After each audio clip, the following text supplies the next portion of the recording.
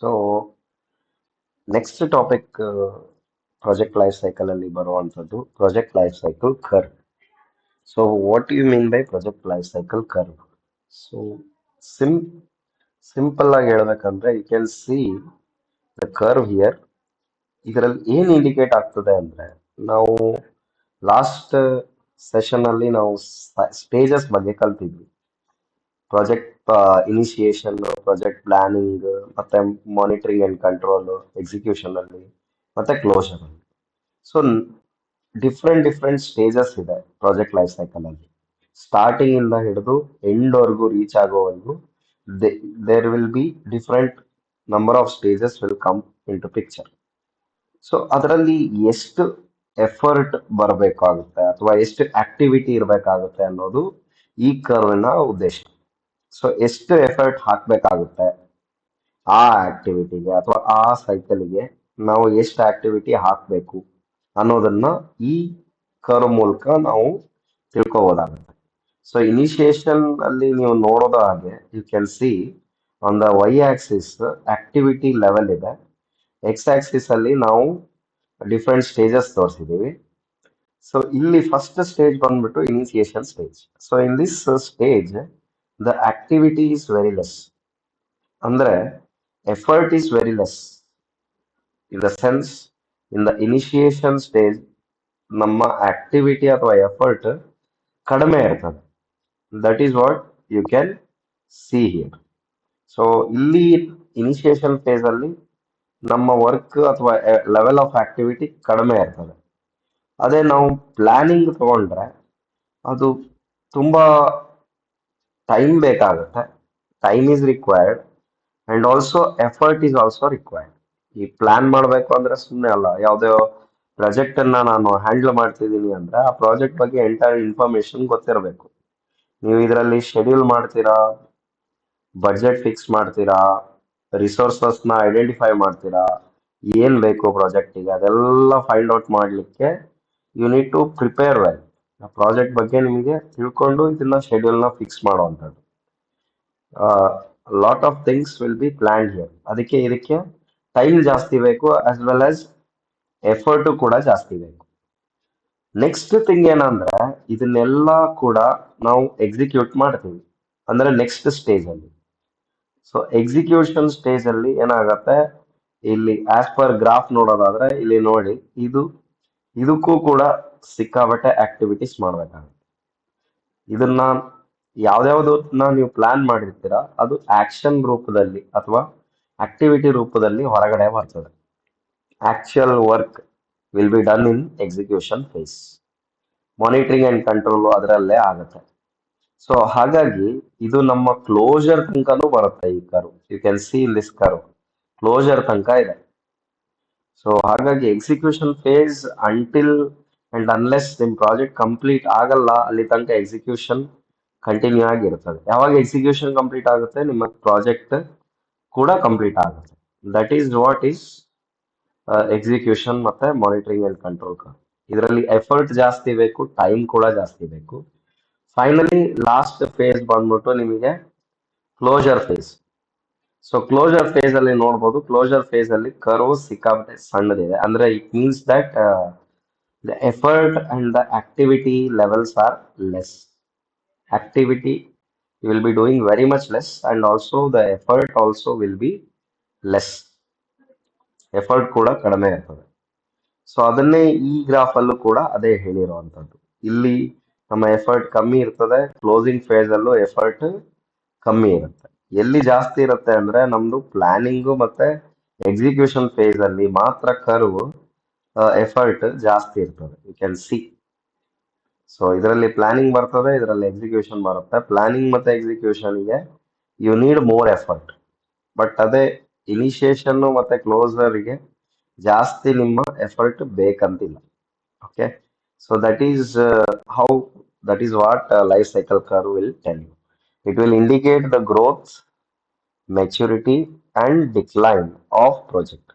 Growth ಅಲ್ಲಿ ಇದೇನೋ project, maturity ಆಗ್ತಾ ಇದೇನೋ ಅಥವಾ ಪ್ರೋಗ್ರೆಸ್ ಅಲ್ಲಿ ಇದೇನೋ ಇಲ್ಲೋ, ಡಿಕ್ಲೈನ್ ಆಫ್ ದ ಪ್ರಾಜೆಕ್ಟ್ ಈಗ ಯಾವಾಗ ಮುಗಿಯುತ್ತೆ ಅನ್ನೋದಿದ್ದು ಕೂಡ ಡಿಸೈಡ್ ಆಗುತ್ತೆ ಈ ಕರ್ವ್ ಮೂಲಕ.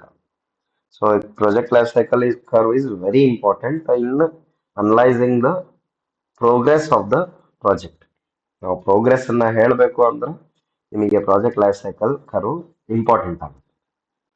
ಸಿಮಿಲರ್ಲಿ ನೆಕ್ಸ್ಟ್ ಟಾಪಿಕ್ ಬಂದ್ಬಿಟ್ಟು project risk. So project risk ಅಂದ್ರೆ ಏನು ಅನ್ನೋದನ್ನ ನಾನೀಗ ಈ ಸ್ಲೈಡ್ ಅಲ್ಲಿ ಹೇಳ್ತೇನೆ.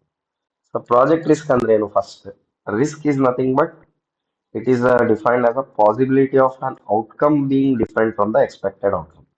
If, for example, ಪ್ರಾಜೆಕ್ಟ್ ನಾನು ಕನ್ಸ್ಟ್ರಕ್ಷನ್ ಆಫ್ ಬಿಲ್ಡಿಂಗ್ ಅಂತಾನು ಕರಿಬಹುದು, ಬಿಲ್ಡಿಂಗ್ ನ ಕನ್ಸ್ಟ್ರಕ್ಟ್ ಮಾಡೋದು ಒಂದು ಪ್ರಾಜೆಕ್ಟ್ ಅಂತ ಕರಿಬಹುದು, ಅಥವಾ ಒಂದು ಸಾಫ್ಟ್ವೇರ್ ನ ಡೆವಲಪ್ ಮಾಡ್ತಿದ್ದೀನಿ ಅನ್ಕೊಳ್ಳಿ, ಅದು ಕೂಡ ಒಂದು ಪ್ರಾಜೆಕ್ಟ್ ಆಗುತ್ತೆ. ಈಗ ನಾವು ಸಾಫ್ಟ್ವೇರ್ ಡೆವಲಪ್ ಮಾಡ್ಲಿಕ್ಕೆ ಆಗ್ಲಿಲ್ಲ ಅಂದ್ರೆ ನಮ್ಮ ಪ್ರಾಜೆಕ್ಟ್, ಅವಾಗ ಏನೋ ಒಂದು ರಿಸ್ಕ್ ಇದೆ, ನಮ್ಮ ಔಟ್ಪುಟ್ ಯಾಕೋ ಬರ್ತಾ ಇಲ್ಲ ಅಂದ್ರೆ ಅಲ್ಲೊಂದು ರಿಸ್ಕ್ ಇದೆ ಅಂತ ಲೆಕ್ಕ. ಸೊ ಅದನ್ನೇ ನಾವು ಏನಂತ ಕರಿತೀವಿ? ಪ್ರಾಜೆಕ್ಟ್ ರಿಸ್ಕ್ ಅಂತ ಹೇಳ್ತೀವಿ. ಎಕ್ಸ್ಪೆಕ್ಟೆಡ್ ಔಟ್ಕಮ್ ನಮಗೆ ಬರೋದಿಲ್ಲ. ಈಗ ನಾವು ಏನೋ ಡೆವಲಪ್ ಮಾಡಕ್ ಹೋಗ್ತಿರ್ತೀವಿ, ಬಟ್ ಅದು ಏನೋ ಆಗುತ್ತೆ. ಸೊ ಹೀಗೆ ನಮ್ಮ ಏಮು ಅಥವಾ ಆಬ್ಜೆಕ್ಟಿವ್ ಗೋಲ್ ರೀಚ್ ಆಗ್ಲಿಲ್ಲ ಅಂದ್ರೆ ಇದಕ್ಕೆ ಮೇಜರ್ ರೀಸನ್ ಬಂದ್ಬಿಟ್ಟು project risk. So project risk ಯಾವುದಕ್ಕೆ ಬೇಕು? ಈಗ for example, if I am doing longer and bigger projects ಅಂದ್ರೆ ಮೋರ್ ದೆನ್ 2 ಇಯರ್ಸ್, ಗಿಂತ ಶೆಡ್ಯೂಲ್ ಫಿಕ್ಸ್ ಮಾಡಿದ್ರೆ ಒಂದು ಪ್ರಾಜೆಕ್ಟ್ ಕಂಪ್ಲೀಟ್ ಆಗಲಿಕ್ಕೆ, ಅಂಥವನ್ನ ನೀವು ಬಿಗರ್ ಪ್ರಾಜೆಕ್ಟ್ಸ್ ಅಂತ ಕರಿಬಹುದು. ಸೊ ಅಂಥದಕ್ಕೆ ನಿಮ್ಗೆ ಏನಾಗುತ್ತೆ? ರಿಸ್ಕ್ ಅನಾಲಿಸಿಸ್ ಬೇಕೇ ಬೇಕಾಗುತ್ತೆ. ನೀವು ರಿಸ್ಕ್ ಐಡೆಂಟಿಫೈ ಮಾಡಲಿಲ್ಲ ಅಂದ್ರೆ ಆ ಪ್ರಾಜೆಕ್ಟ್ ಅಲ್ಲಿ ರಿಸ್ಕ್ ಅನ್ನ ನೀವು ಸಾಲ್ವ್ ಮಾಡ್ಲಿಕ್ಕೆ ಕಷ್ಟ ಆಗ್ತದೆ. ಸೊ ಬಿಗ್ ಪ್ರಾಜೆಕ್ಟ್ಸ್ಗೆ, ಲಾಂಗರ್ ಪ್ರಾಜೆಕ್ಟ್ಸ್ಗೆ ರಿಸ್ಕ್ ಅನಾಲಿಸಿಸ್ ಬೇಕೇ ಬೇಕು. So risk analysis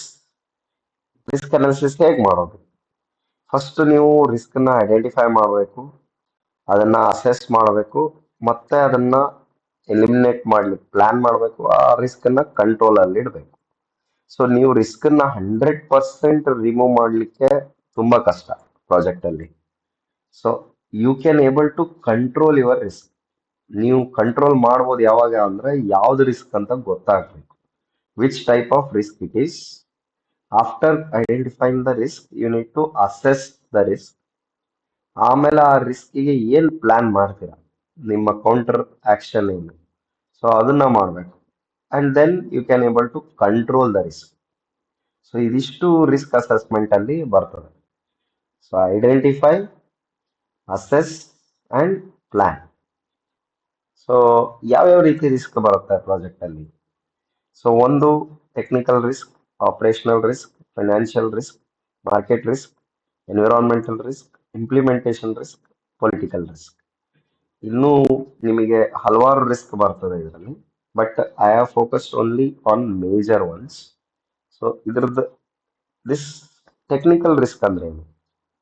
so technical risk is nothing but it is associated with technology.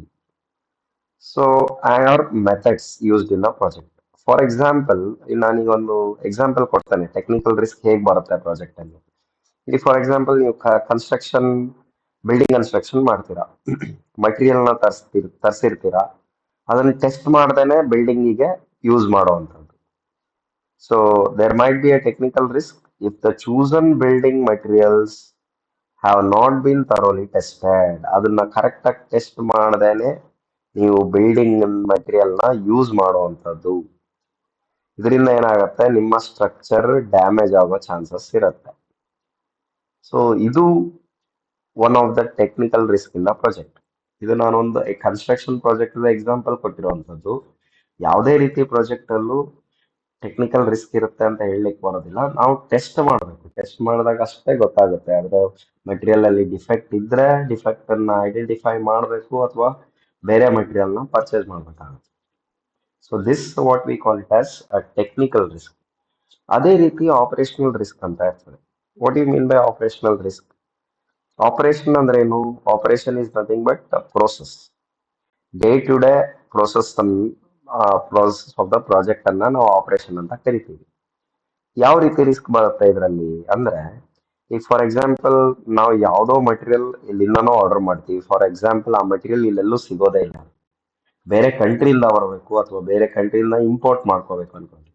So ಅಲ್ಲಿಂದ ಬರುವಾಗ it will go for different suppliers. ಒಬ್ಬ ಸಪ್ಲೈಯರ್ ಇಲ್ಲಿರ್ತಾನೆ, ಇನ್ನೊಬ್ಬನ ಸಪ್ಲೈಯರ್ ಇಲ್ಲಿರ್ತಾನೆ, ಮೂರನೇ ಸಪ್ಲೈಯರ್ ಇಲ್ಲಿರ್ತಾನೆ. ನಮಗೆ ನಾಲ್ಕನೇದಾಗಿ ನಮಗೆ ರೀಚ್ ಆಗುತ್ತೆ. ಸೊ ಇಲ್ಲಿ ಏನಾಗುತ್ತೆ ಅಂದ್ರೆ ಈ ಆಪರೇಷನ್ ಆಗುವಾಗ ಫಸ್ಟ್ ಸಪ್ಲೈಯರ್ ಇಂದ ಸೆಕೆಂಡ್ ಸಪ್ಲೈಯರ್ಗೆ, ಸೆಕೆಂಡ್ ಇಂದ ಥರ್ಡ್, ಥರ್ಡ್ ಇಂದ ಫೋರ್ತ್ ಕರೆಕ್ಟ್ ಆಗಿ ಬಂದ್ರೆ ಮಾತ್ರ ನಿಮಗೆ ಕರೆಕ್ಟ್ ಆಗಿ ರೀಚ್ ಆಗುತ್ತೆ. ಇಲ್ಲಿ ಒಂದರಲ್ಲಿ ಡಿಲೇ ಆದ್ರೆ, ಇಲ್ಲಿ ಒಂದು ಸಪ್ಲೈಯರ್ ಇಂದ ಡಿಲೇ ಆದ್ರೆ ನಿಮ್ಮ ಮಟೀರಿಯಲ್ ಬರೋದು ನೆಕ್ಸ್ಟ್ ಕೂಡ ಡಿಲೇ ಆಗುತ್ತೆ, ಇದು ಕೂಡ ಡಿಲೇ ಆಗುತ್ತೆ. ಸೊ ಹಂಗಾದಾಗ ಏನಾಗುತ್ತೆ, this becomes your operational risk. ನಿಮಗೆ ಎಸೆನ್ಷಿಯಲ್ ಕಾಂಪೋನೆಂಟ್ ಸಿಗ್ಲಿಕ್ಕೆ ಡಿಲೇ ಆಗುತ್ತೆ. This is what is operational risk. Next risk ಬಂದ್ಬಿಟ್ಟು ಫಿನಾನ್ಷಿಯಲ್ ರಿಸ್ಕ್. ಫಿನಾನ್ಸ್ ಅಂದ್ರೆ ಏನು?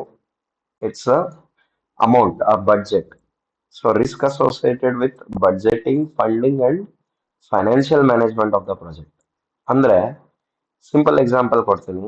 ನಾನು ಈಗ ಸಾಫ್ಟ್ವೇರ್ ಡೆವಲಪ್ ಮಾಡ್ತಿದ್ದೀನಿ ಅನ್ಕೊಳ್ಳಿ. ಒಂದು ಬ್ಯಾಂಕಿಗೆ ಒಂದು ಸಾಫ್ಟ್ವೇರ್ ಡೆವಲಪ್ ಮಾಡ್ಲಿಕ್ಕೆ ನಾವು ಒಂದು IT ಕನ್ಸಲ್ಟೆಂಟ್ಸ್ನ ಹುಡುಕ್ತೀನಿ. IT ಅವ್ರು ಏನ್ ಮಾಡ್ತಾರೆ, ಒಂದು ಸಾಫ್ಟ್ವೇರ್ ಡೆವಲಪ್ ಮಾಡಿ ಬ್ಯಾಂಕಿಗೆ ಕೊಡ್ತಾರೆ. ಸೊ ಇಲ್ಲಿ ಏನಾಗುತ್ತೆ, ಬ್ಯಾಂಕ್ನವ್ರು ಯೂಸ್ ಮಾಡ್ತಾ ಇರ್ತಾರೆ. ಸಡನ್ಲಿ ಒಂದು ಏನ್ ಪ್ರಾಬ್ಲಮ್ ಆಗುತ್ತೆ ಅಂದ್ರೆ, ಬ್ಯಾಂಕ್ನವರಿಗೆ ಸಿಸ್ಟಮ್ ಅಲ್ಲಿ ಇನ್ಸ್ಟಾಲ್ ಮಾಡಿ ಎಲ್ಲ ಆದ್ಮೇಲೆ for certain days it will work fine. Sudden ಆಗಿ ಏನಾಗುತ್ತೆ, ಲೈಸೆನ್ಸಿಂಗ್ ಕೇಳುತ್ತೆ. It will ask for the licensing fees. So ಇದು ನಮ್ಮ ಪ್ರಾಜೆಕ್ಟ್ ಬಡ್ಜೆಟ್ ಅಲ್ಲಿ ಫಿಕ್ಸ್ ಆಗಿರೋದಿಲ್ಲ. ಲೈಸೆನ್ಸಿಂಗ್ ಅಲ್ಲಿ ಒಂದು ಎಕ್ಸಾಂಪಲ್ ಕೊಡ್ತಾ ಇರೋದು.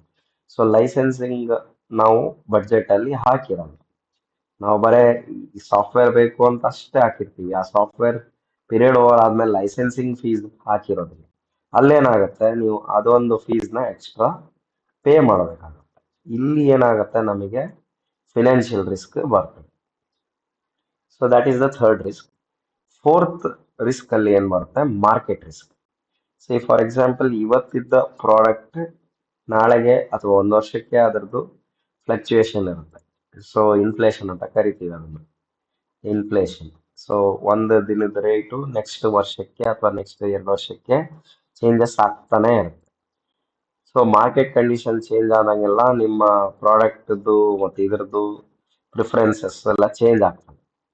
ಈಗ ಫಾರ್ ಎಕ್ಸಾಂಪಲ್ ಇಲ್ಲಿ ನೋಡಿ, ಕಸ್ಟಮರ್ ಬಿಹೇವಿಯರ್ ಚೇಂಜ್ ಆಗ್ತಾ ಇರುತ್ತೆ. Marketing campaign project could face marketing risk if there is a sudden shift in the consumer behaviour, making the chosen advertising channel less effective. ಅಂದ್ರೆ ಒಂದು ಪ್ರಾಡಕ್ಟ್ ನ ಮ್ಯಾನುಫ್ಯಾಕ್ಚರ್ ಮಾಡಿ ನೀವು ಬಿಟ್ಟಿರ್ತೀರಾ ಮಾರ್ಕೆಟಿಗೆ ಪ್ರಾಜೆಕ್ಟ್ ಅನ್ನ.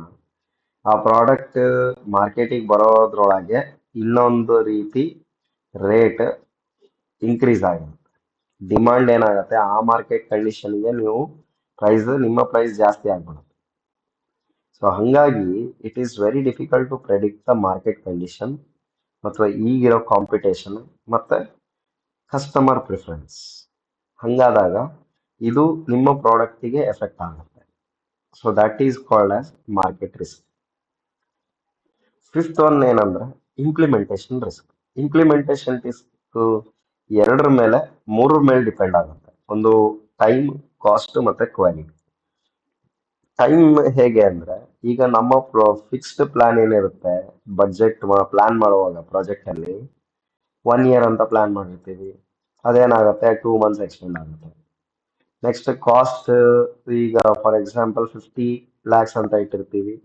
ಅದೇನಾಗುತ್ತೆ, ನಿಮಗೆ ಜಾಸ್ತಿ ಆಗಿ 50 lakhsಗಿಂತ 2 lakhs ಎಕ್ಸ್ಟ್ರಾ ಖರ್ಚಾಗುತ್ತೆ. ಸೊ ಈ ರೀತಿ ಎಕ್ಸ್ಪೆಕ್ಟೆಡ್ ಟೈಮ್ ಇಂದ ಹಿಡಿದು ಜಾಸ್ತಿ ಆಗುವಂಥದ್ದು, ಎಕ್ಸ್ಪೆಕ್ಟೆಡ್ ಕಾಸ್ಟ್ ಇಂದ ಹಿಡಿದು ಜಾಸ್ತಿ ಆಗುವಂಥದ್ದು, ಇದನ್ನ ನಾವೇನಂತೇವಿ, ಟೈಮ್ ಓವರ್ ರನ್ ಅಥವಾ delay in completion of the project. ಒಂದು ಕಾಸ್ಟ್ ಓವರ್ ರನ್ ಅಂತ ಕರಿತೀವಿ. ಕಾಸ್ಟ್ ಓವರ್ ರನ್ ಅಂದ್ರೆ ಅದೇ, ನಾವು ಎಕ್ಸ್ಪೆಕ್ಟೆಡ್ ಬಡ್ಜೆಟ್ ಗಿಂತ ಜಾಸ್ತಿ ಹೋಯ್ತು ಅಂದ್ರೆ ಅದು ಕಾಸ್ಟ್ ಓವರ್ ರನ್. ಆಮೇಲೆ ಎಕ್ಸ್ಪೆಕ್ಟೆಡ್ ಕ್ವಾಲಿಟಿ ಕೊಡ್ಲಿಲ್ಲ ಅನ್ಕೊಳ್ಳಿ, ಅಲ್ಲೂ ಕೂಡ ನಮ್ಮ ಇಂಪ್ಲಿಮೆಂಟೇಷನ್ ರಿಸ್ಕ್ ಬರುತ್ತೆ. Next environmental risk. Environmental risk is very important. ಯಾಕಂದ್ರೆ ಇದು ನಾವು ಪ್ರಾಜೆಕ್ಟ್ ಎಲ್ಲಿ ಎಕ್ಸಿಕ್ಯೂಟ್ ಮಾಡ್ತಿರ್ತೀವಿ ಅಲ್ಲಿ ಏನು ಡಿಸಾಸ್ಟರ್ ಆದ್ರೆ, ಫಾರ್ ಎಕ್ಸಾಂಪಲ್ ಲ್ಯಾಂಡ್ ತಗೊಂಡಿರ್ತೀವಿ ಒಂದು ಪ್ರಾಜೆಕ್ಟ್ ಮಾಡ್ಲಿಕ್ಕೆ ಅಂತ ಹೇಳಿ. ಆ ಲ್ಯಾಂಡ್ ಅಲ್ಲಿ ಸಡನ್ ಆಗಿ ನ್ಯಾಚುರಲ್ ಡಿಸಾಸ್ಟರ್ ಆಯ್ತು, ಅರ್ತ್ ಫ್ಲಡ್, ಮತ್ತೆ ಲೊಕೇಶನ್ ಚೇಂಜ್ ಮಾಡಬೇಕಾಗತ್ತೆ. Slight changes in the soil ಅಥವಾ ಏನೋ ಒಂದು ನ್ಯಾಚುರಲ್ ಡಿಸಾಸ್ಟರ್ ಇಂದ ಆದ ತಕ್ಷಣ ಆ ಲ್ಯಾಂಡ್ ಚೇಂಜ್ ಮಾಡಬೇಕಾಗತ್ತೆ, ಲೊಕೇಶನ್ ಚೇಂಜ್ ಮಾಡಬೇಕಾಗತ್ತೆ, ಅಲ್ಲಿಂದ ಗೂಡ್ಸ್ ನ ಬೇರೆ ಕಡೆ ಮೂವ್ ಮಾಡಬೇಕಾಗತ್ತೆ. ಇದು ಎನ್ವಿರಾನ್ಮೆಂಟಲ್ ರಿಸ್ಕ್ ಆಗುತ್ತೆ. So this is cost due to natural calamities. So last risk ಬಂದ್ಬಿಟ್ಟು political risk. So political risk ಅಂದ್ರೇನು? Political risk is nothing but where changes in the government policies May impact the project. ಅಂದ್ರೆ ಈಗ for example ನಾವು ಯಾವುದೋ ಒಂದು project ಒಂದು government under ಮಾಡ್ತಾ ಇರ್ತೀವಿ. ಅವ್ರು ಗೌರ್ಮೆಂಟ್ನವ್ರು ಪರ್ಮಿಷನ್ ಕೊಟ್ಟಿರ್ತಾರೆ ನಿಮಗೆ ಪ್ರಾಜೆಕ್ಟ್ ಮಾಡಲಿಕ್ಕೆ, ಈ ಲ್ಯಾಂಡ್ ಈ ರಿಸೋರ್ಸ್ನ ಯೂಸ್ ಮಾಡಿ ನೀವು ಪ್ರಾಜೆಕ್ಟ್ ಮಾಡಬೇಕು ಅಂತ ಹೇಳಿ. ಸೊ ಅದೇನಾಗುತ್ತೆ, ಗೌರ್ಮೆಂಟ್ ಸಡನ್ ಆಗಿ ಚೇಂಜ್ ಆಗುತ್ತೆ. ಆ ಟೈಮಲ್ಲಿ ಏನಾಗುತ್ತೆ, ಅವರು ನಿಮಗೆ ಬಿಡೋದಿಲ್ಲ, ಅವ್ರದೇ ಒಂದು ಪಾಲಿಸಿ ಬೇರೆ ಮಾಡ್ತಾರೆ. ಸೊ ಆ ಪಾಲಿಸಿ ನಿಮ್ಮ ಕಂಪನಿಗೆ ಅಥವಾ ನಿಮ್ಮ ಇಂಡಸ್ಟ್ರಿ ಲೊಕೇಶನ್ಗೆ ಬೇರೆದಾಗಿರ್ಬೋದು. ವಯಲೇಟ್ ಆದ್ರೆ ನಿಮ್ಮ ಪ್ರಾಜೆಕ್ಟ್ ಅಲ್ಲಿಗೆ ಕ್ಯಾನ್ಸಲ್ ಆಗೋ ಚಾನ್ಸಸ್ ಇರುತ್ತೆ. ಸೊ ಇದನ್ನ ನಾವು ಪೊಲಿಟಿಕಲ್ ರಿಸ್ಕ್ ಅಂತ ಕರಿತೀವಿ. ಸೊ ಇದು ಪೊಲಿಟಿಕಲ್ ಡಿಸಿಷನ್ಸ್ ಅಥವಾ changes in the government can make the project will be completely stopped. So ಈ ರೀತಿ ಎಲ್ಲ ರಿಸ್ಕ್ಗಳು ಬರ್ತವೆ. ಸೊ ಟೋಟಲಿ ನಾವಿಲ್ಲಿ ಪ್ರಾಜೆಕ್ಟ್ ರಿಸ್ಕ್ ಬಗ್ಗೆ ಕಲ್ತ್ವಿ. ಟೋಟಲ್ 7 ರಿಸ್ಕ್ ಇದೆ. And also we learn project life cycle curve. So next ವಿಡಿಯೋದಲ್ಲಿ ನಾನು ನಿಮಗೆ ರಿಸ್ಕ್ ನ ಹೇಗೆ ಐಡೆಂಟಿಫೈ ಮಾಡಬೇಕು, ರಿಸ್ಕ್ ಅಸೆಸ್ಮೆಂಟ್ ಟೆಕ್ನಿಕ್ಸ್ ಬಗ್ಗೆ ಹೇಳ್ತೀನಿ.